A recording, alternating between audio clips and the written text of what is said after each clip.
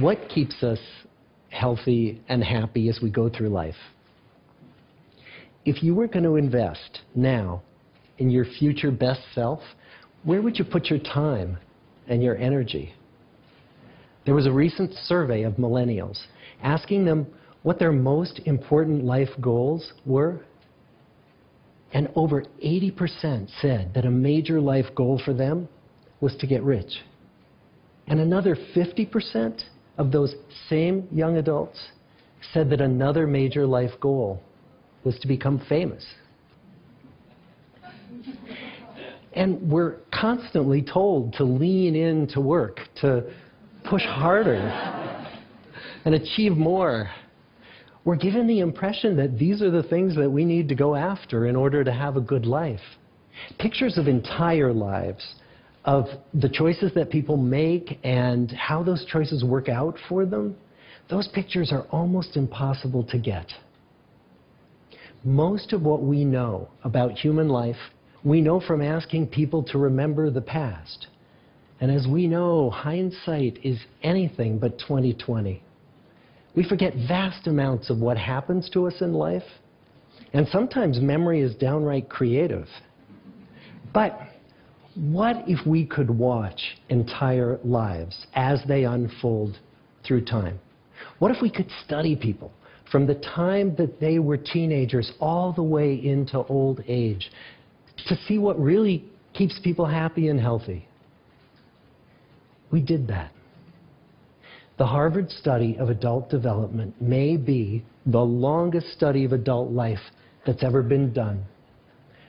For 75 years, we've tracked the lives of 724 men.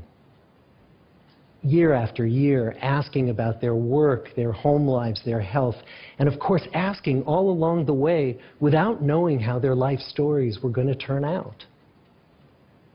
Studies like this are exceedingly rare. Almost all projects of this kind fall apart within a decade because too many people drop out of the study, or funding for the research dries up, or the researchers get distracted, or they die, and nobody moves the ball further down the field. But through a combination of luck and the persistence of several generations of researchers, this study has survived.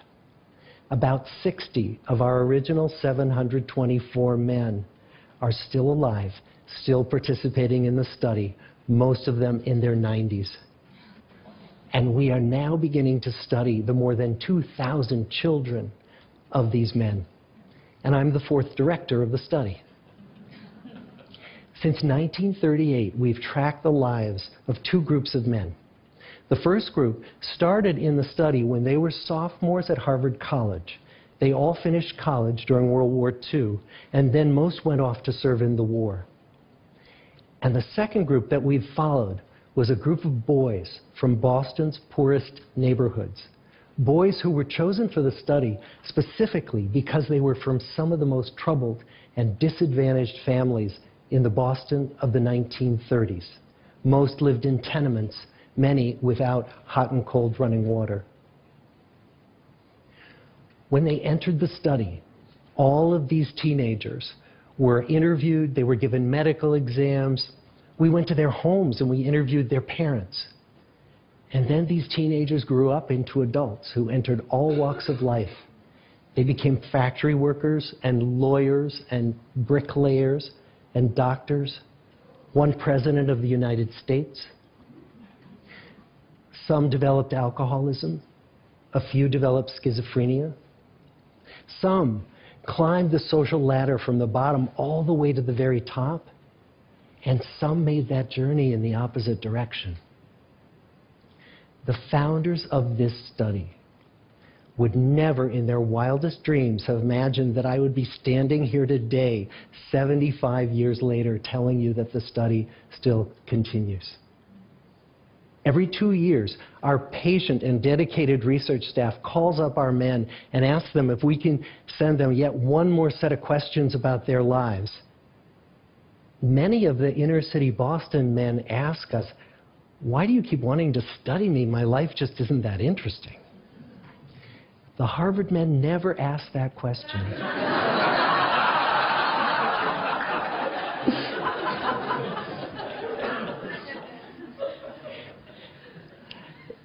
To get the clearest picture of these lives, we don't just send them questionnaires.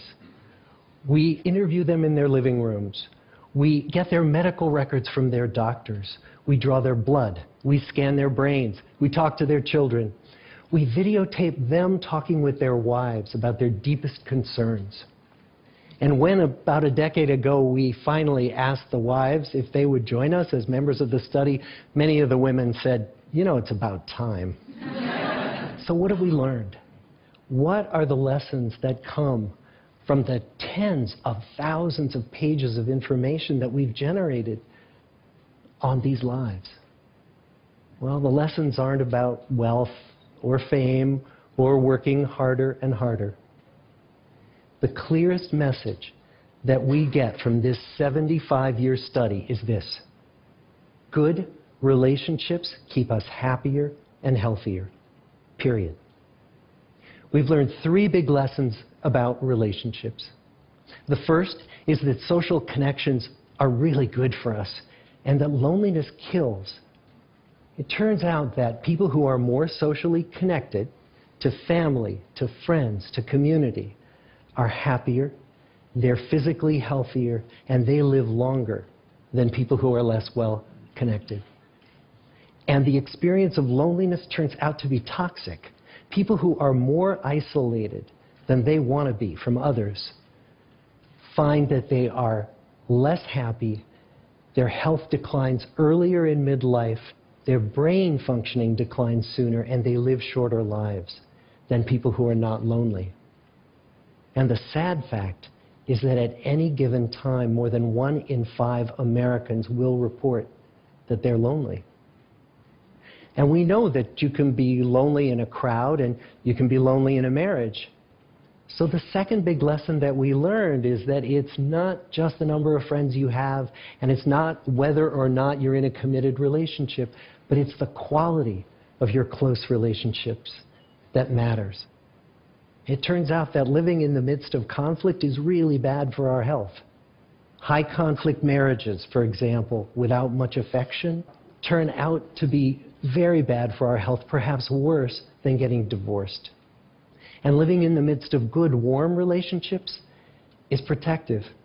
Once we had followed our men all the way into their 80s, we wanted to look back at them at midlife and to see if we could predict who was going to grow into a happy, healthy octogenarian and who wasn't.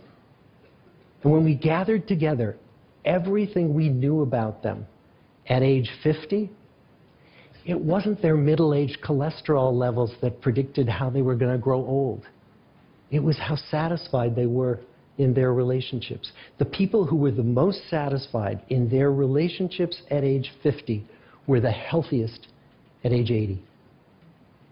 And good, close relationships seem to buffer us from some of the slings and arrows of getting old.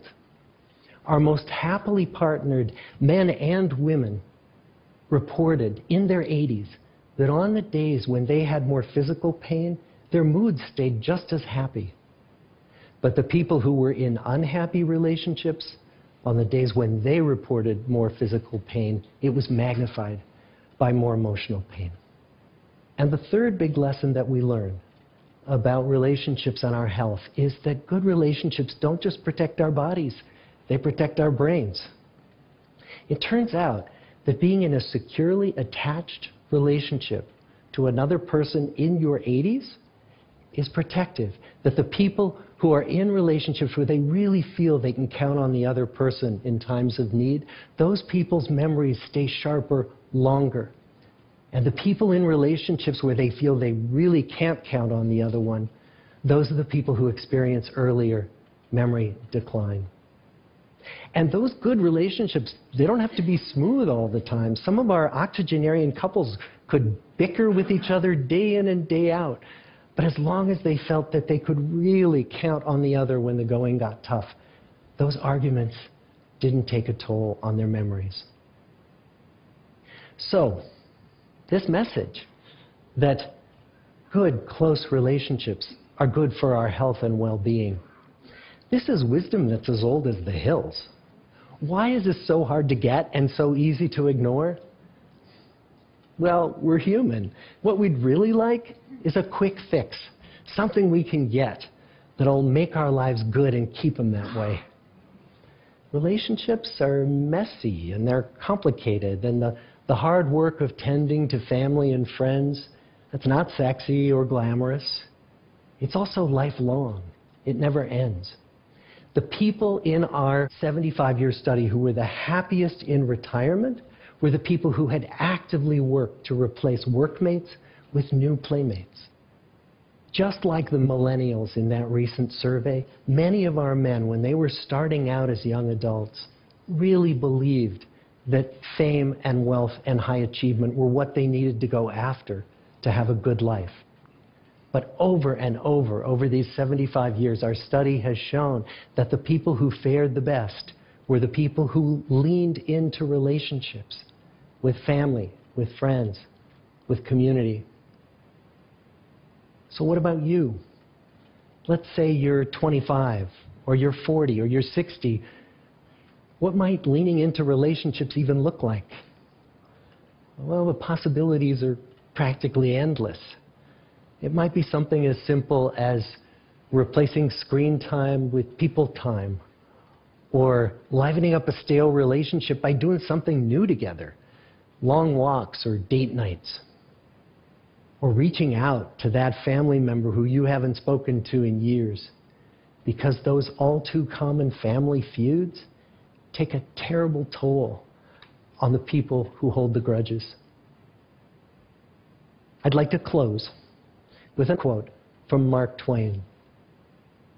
More than a century ago, he was looking back on his life, and he wrote this: "There isn't time, so brief is life, for bickerings, apologies, heartburnings, callings to account. There is only time for loving, and but an instant, so to speak, for that." The good life is built with good relationships. Thank you.